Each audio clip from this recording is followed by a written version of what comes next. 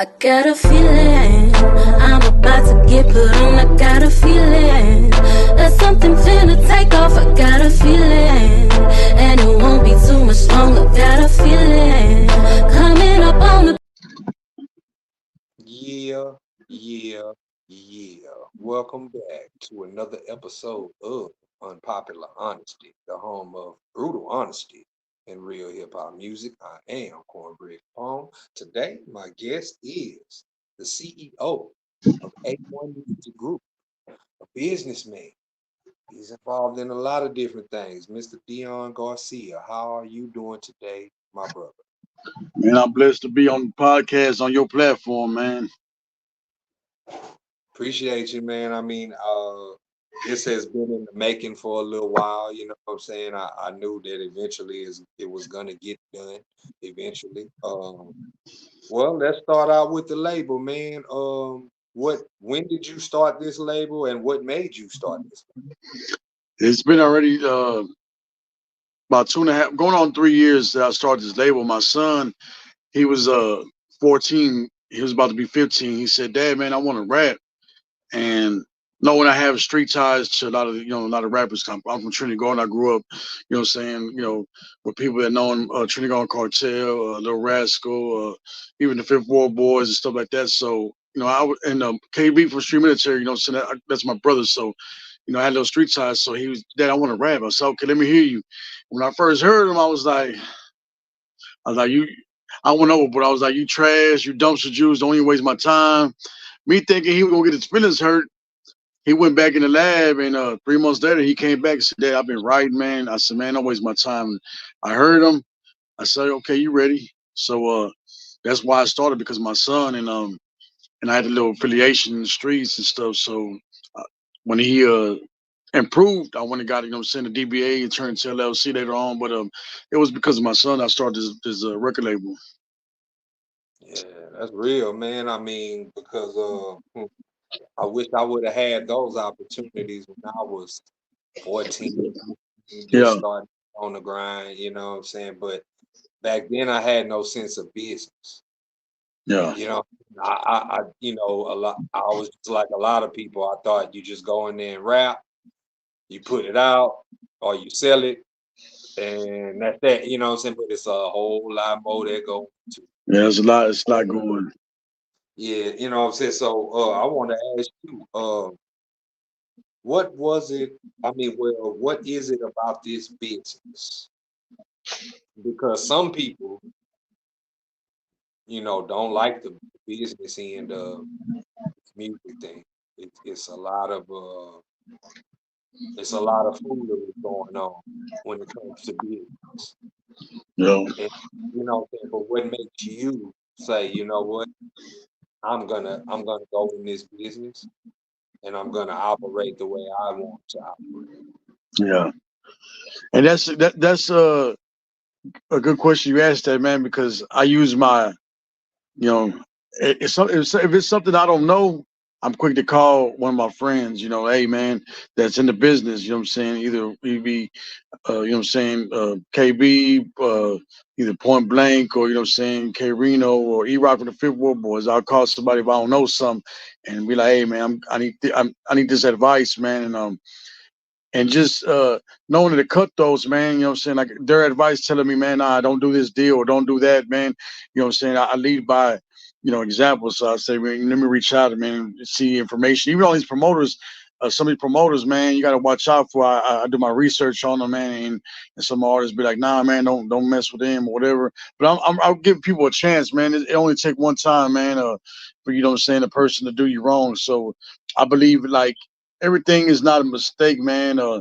It's on the person, if their character, if they don't follow through on their end, then it's gonna come back on them. You know what I'm saying? So I just try to do business right, man, and keep my name, to a different perspective, man. You know what I'm saying? I don't try to be a tough guy in this industry. I don't try to be, even though I used to be a real street dude, I don't try to portray an image that I'm not. I try to be about business. You know what I'm saying? I try to put myself in that light. So I want others to do that way, be that way as well. So I just weave through all the BS that comes in my way.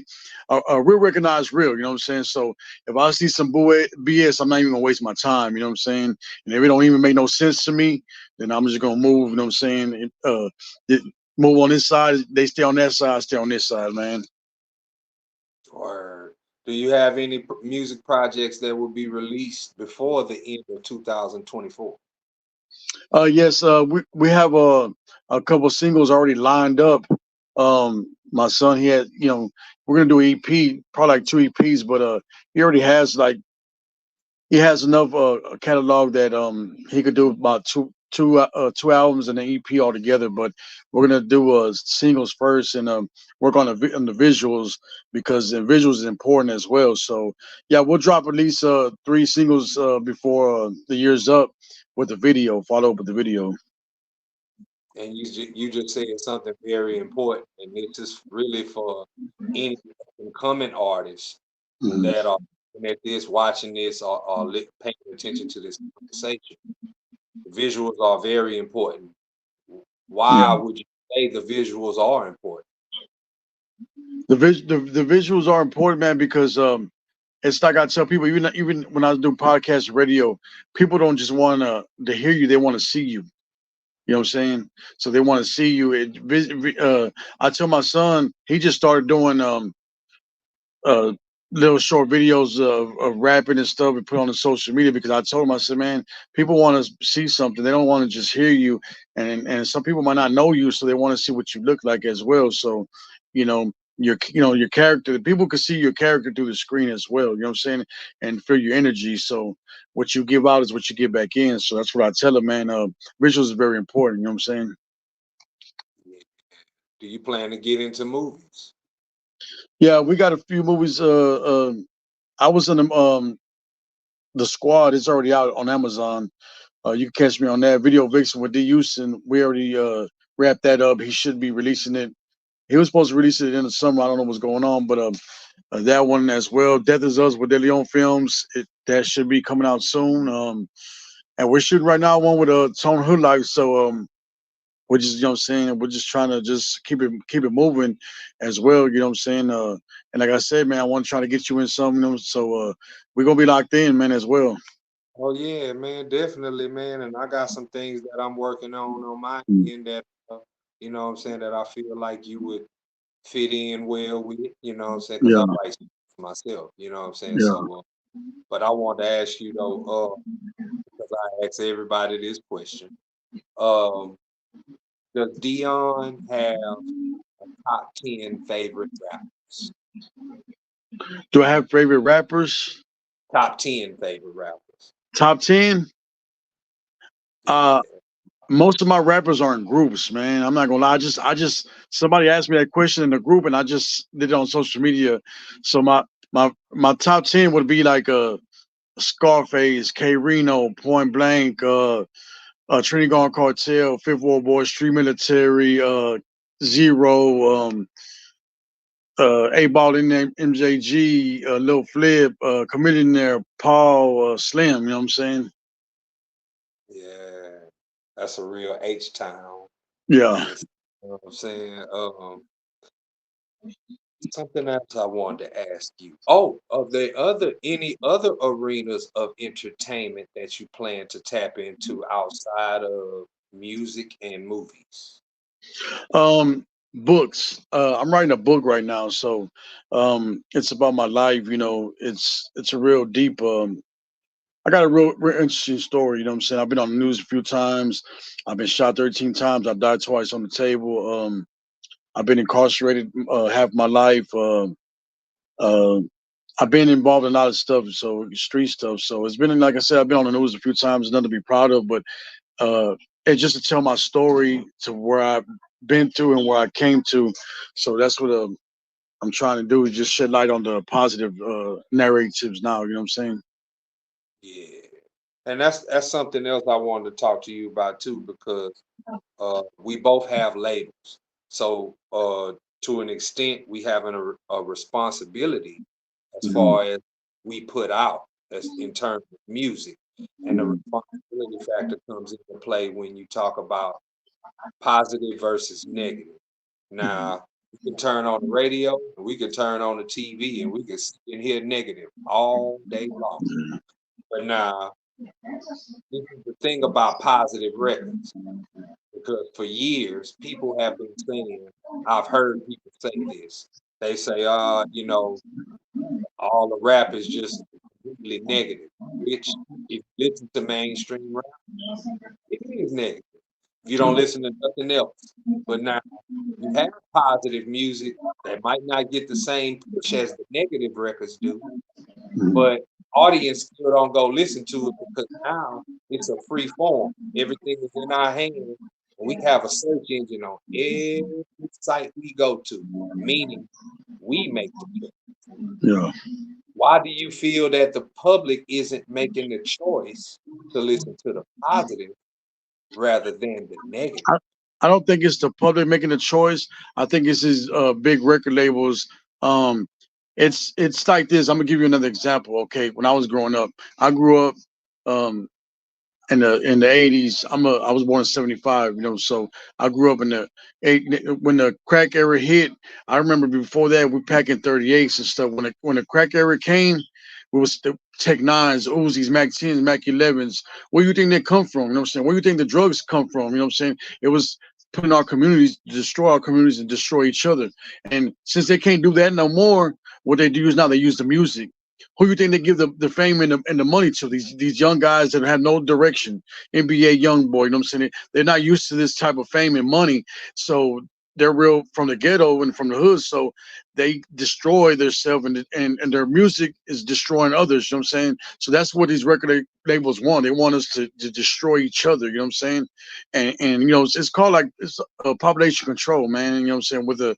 With all this disease going on, man-made shit, you know what I'm saying? So it's all population control, man. You know what I'm saying? They try to keep us down, man. And I don't think it's the public. They just highlight the negative, you know what I'm saying, stuff to where these kids are leading, they leading it to it and believing these rappers that it's cool, you know what I'm saying? It's not cool, you know what I'm saying? I tell my son, if you're gonna rap, man, about slide and stuff, rap about you could get life, you know what I'm saying? Rap about you could lose your kids. Rap about, you know what I'm saying, somebody losing their life and their mother has the, you know what I'm saying, the downsides, or you out here trapping, you could get caught and be away from your family, and your baby's gonna be calling somebody else daddy. You know what I'm saying? There's always a flip side to the coin. So I tell them, man, don't just put yourself in a box. If you're gonna rap about it, rap about the effects come with it as well. And that's real, man, because that's the era of music that I come from. In the 90s, they gave us that reality, you Yeah. know, but today that's missing from the equation. Uh, how many artists do you have on your label, or is it just your son? We started out I was managing about 8, and we brought it down to like 3. So on my label is my 2 sons and Tone Hood Life. Tone Hood Life is not officially on my label. He's affiliate. Well, I have a lot of affiliates, you know what I'm saying? But he's the one that stuck with me. He's with A1 Music Empire as well. Tone Hood Life. And are you gonna just stay in hip hop, or are you gonna go to different genres of music? We're working on a my son's going on tour, and he's going on tour with an artist that he's a reggaeton artist. So it's going to be big for my son because he does his music is not really Latin type.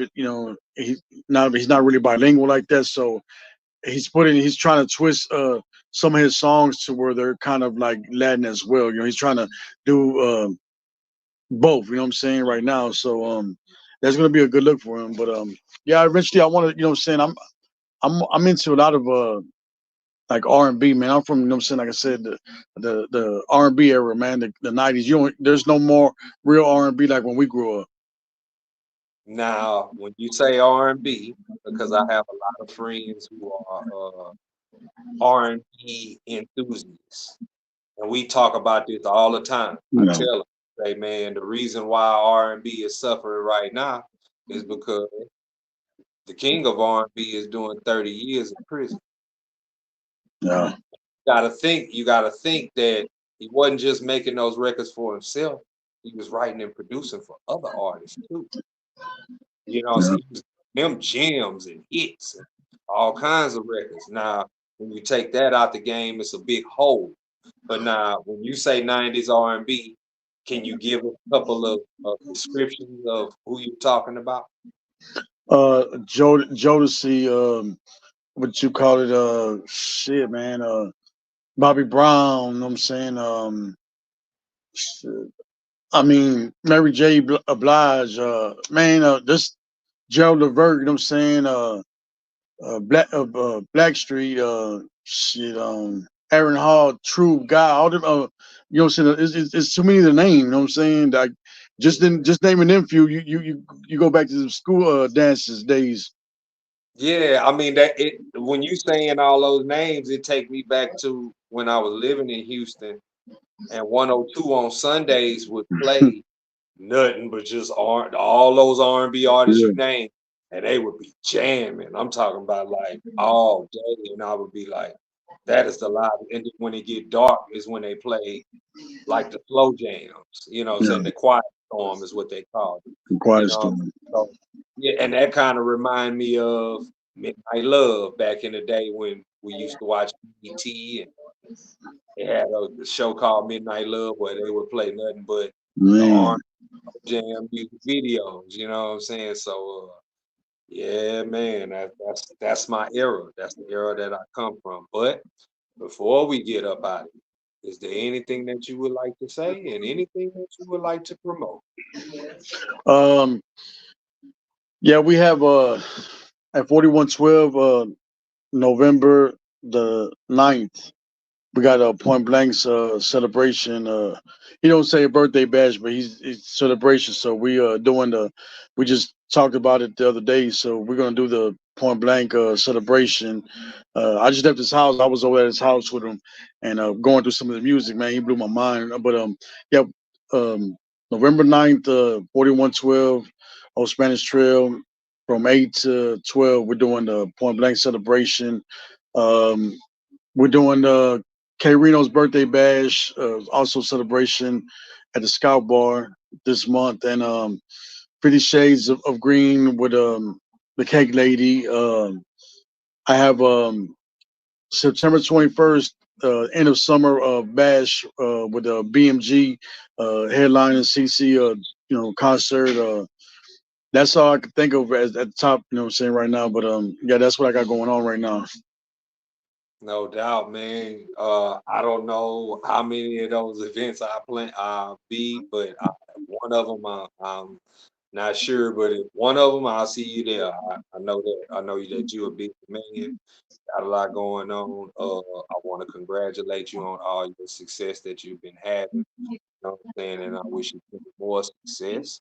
On Mm. behalf of Mr. Dion Garcia, I am Cornbread Capone. It is Unpopular Honesty, the home of brutal honesty, with hip hop music. And until next time, everybody, peace and love, because that's what the world needs in every way. Peace and love.